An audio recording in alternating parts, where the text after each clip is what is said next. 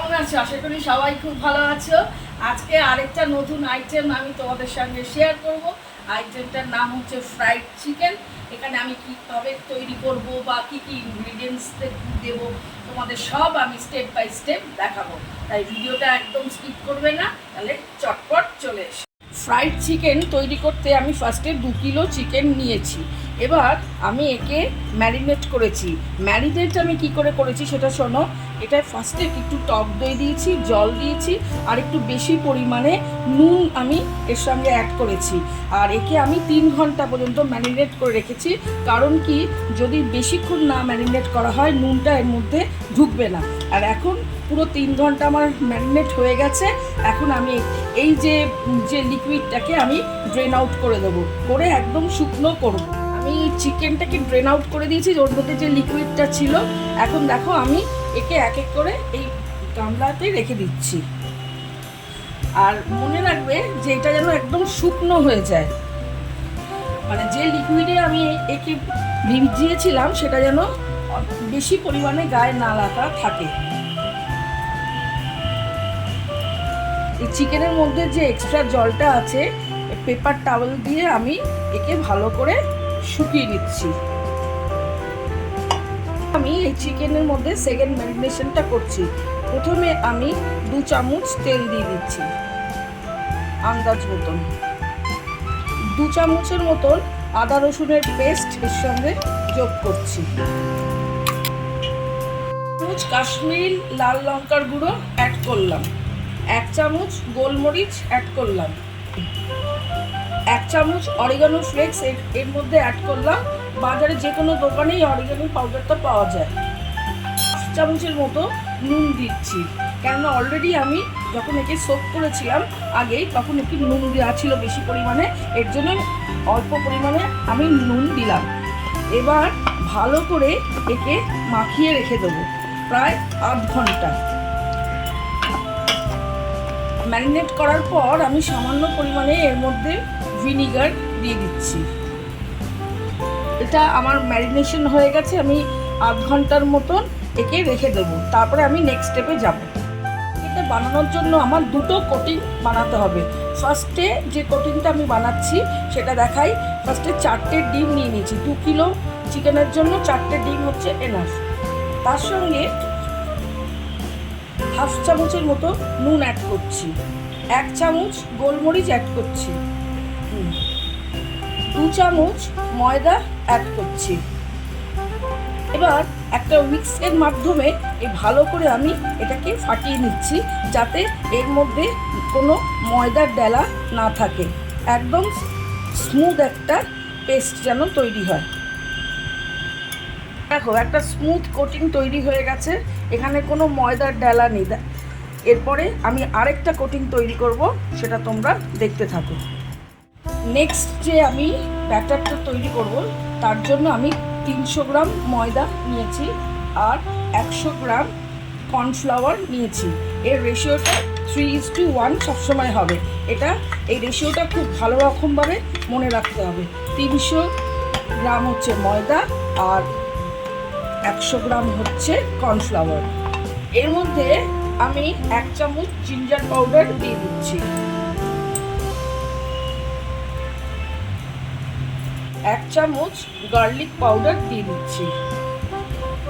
এর মধ্যে 1 চামচ কাশ্মীরি লাল লঙ্কার গুঁড়ো দিচ্ছি, যাতে রংটা হওয়ার জন্য। 1 চামচের একটু কম আমি নুন অ্যাড করছি। 1 চামচ গোলমরিচের গুঁড়ো অ্যাড করলাম। 1 চামচ বেকিং পাউডার আমি দিয়ে দিচ্ছি। এবার সমস্ত ইনগ্রেডিয়েন্টসগুলোকে আমি ভালো করে মিশিয়ে নিচ্ছি। আমি এর মধ্যে অল্প একটু জল অ্যাড করছি, সামান্য জল এটাকে ছড়িয়ে দিচ্ছি। এই জলটা কেন অ্যাড করছি, যখন ফ্রাইড চিকেনের গায়ে একটা খসখসে ভাব থাকে, এই জলটা দিলে যখন আমি চিকেনকে ফ্রাই করব, জল আগে ভেপার হবে, তখন সেখানে ফুটো ফুটো হবে, তাই ওই যে টেক্সচারটা একটু ভাঙা ভাঙা আনইভেন টেক্সচার হবে, তাই জন্য জলটা আমি এখানে অ্যাড করলাম। এবার ভালো করে আমি একে মিশিয়ে রাখছি। পিস নিলাম আর ফার্স্ট যে কোটিংয়ের মধ্যে একে উল্টে পাল্টে ভিজালাম। এবার একে নিয়ে গিয়ে এই ময়দার মধ্যে আলতো করে রাখলাম। এবার খুব আলতো হাতে এই ময়দার কোটিংটা এর মধ্যে লাগিয়ে দিলাম। আলতোভাবে লাগানোর পর এরকম এবার খুব জোরে জোরে এই ময়দাকে এর মধ্যে প্রেস করলাম। প্রেস করার পর এবার একে একটু ডাস্টিং করে দিলাম যাতে এক্সট্রা যে ময়দাগুলো এর গা থেকে পড়ে যায়। এবার এখানে রেখে দিলাম।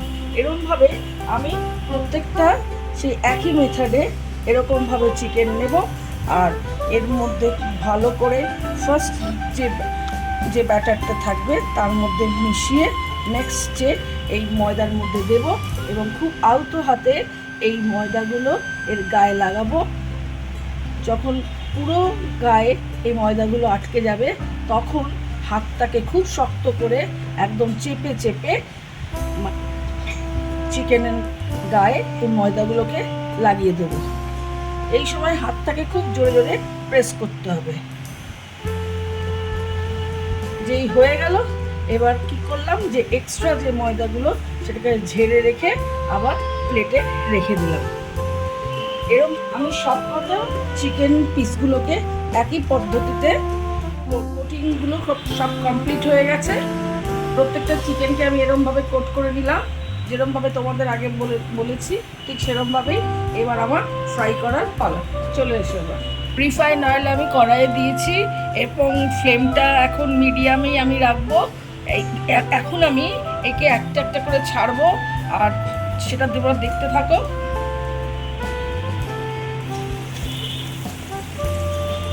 এই ফার্স্ট যখন আমি এটা ভাজবো তখন 80% করব, তারপরে আবার সেকেন্ড বার আমি ভাজবো।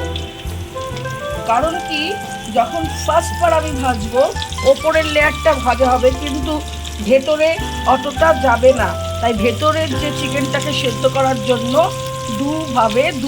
দুই টাইমে আমার ভাজতে হবে। তাই ফার্স্টে আমি এটা ভাজবো, 80% ভাজার পর আবার আমি একে রেস্টে রাখবো, তারপরে আবার আমি দ্বিতীয়বার ভাজবো। 80% ফ্রাই হয়ে গেছে। এবার আমি এইগুলোকে আস্তে আস্তে তুলবো, আবার নেক্সট টাইম আমি ভাজবো। এই যে ফ্রাইটা হলো এটা ওপরের কোটিংটা ফ্রাই হলো, ভেতরে এখনো পর্যন্ত ফ্রাই হয়নি, ঠিক মতন সেদ্ধ হয়নি, তাই জন্য একে হাফ ফ্রাই করলাম, মানে 80% ফ্রাই হলো। এরপরে নেক্সট টাইম আরেকবার আমি ফ্রাই করব। আর আমার যে বাদবাকি যে চিকেনগুলো আমি রেখেছি সেগুলোকে ঠিক এরকমভাবেই ফ্রাই করে আমি তুলে নেব। ফার্স্ট ফ্রাইটা মানে 80% ফ্রাই আমার সব হয়ে গেছে। এরপরে আরেকবার সেকেন্ড টাইম আমাকে ফ্রাই করতে হবে। এর মধ্যে আমি একটা সস বানাবো, চলো তোমাদের সঙ্গে সেটা শেয়ার করবো। বানাবো সেটা দেখতে থাকো। ফার্স্টে আমি এরকম বেশ উঁচু করে 1 চামচ আর তার থেকে একটু বেশি একটু বাটার নিয়ে নিলাম, একটু গরম হবে। এরপরে একটু গরম হোক, একটা ফুটে উঠেছে, এর মধ্যে আমি রসুন কুচি এর সঙ্গে অ্যাড করছি। এই বাটারের মধ্যে রসুন কুচিটা হালকাভাবে একটু ভাজবো।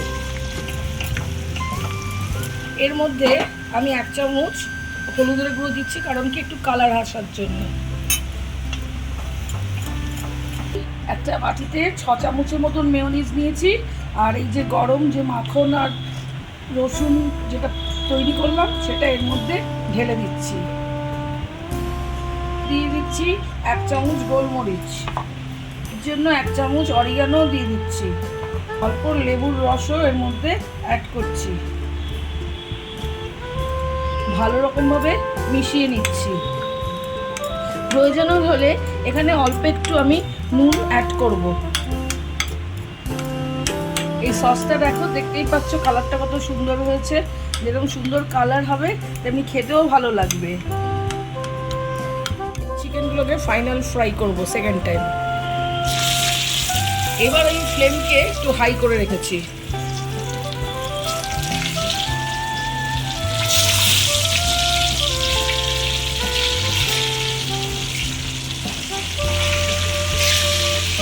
এই ফ্রাইটা হয়ে গেলেই ব্যাস আমার ফ্রাইড চিকেন রেডি হয়ে যাবে। এই টাইম আমার ফ্রাই হয়ে গেছে।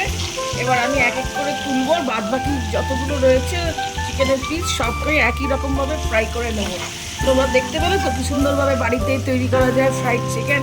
এরকমভাবে চিকেন এনে তৈরি করলে আর বাইরে থেকে কিনতে হবে না, কত পয়সা বেঁচে যাবে।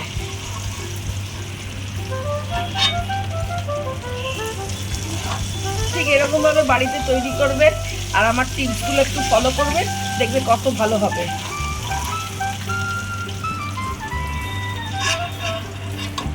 ক্রিপসি ফ্রাইড চিকেন আমার রেডি হয়ে গেছে, সঙ্গে হচ্ছে মেয়োনিজ সস। এই ক্রিপসি চিকেনের সঙ্গে মেয়োনিজ সস দিয়ে খেলে দারুণ লাগবে। আচ্ছা, এই রেসিপিটা তোমাদের কেমন লাগলো? ভালো লাগলে কমেন্ট বক্সে আমাকে অবশ্যই জানাও। রেসিপিটা তোমাদের কেমন লাগলো? যদি ভালো লাগে তাহলে লাইক কমেন্ট শেয়ার করো। তোমাদের কমেন্ট করতে আমার খুব ভালো লাগে। আমি আগেও বলেছি, এখনও বলছি, নেক্সট ডে আবার একটা নতুন রেসিপি তোমাদের সঙ্গে শেয়ার করব। ততক্ষণের জন্য সবাই সুস্থ থেকো, ভালো থেকো, টাটা, বাই বাই।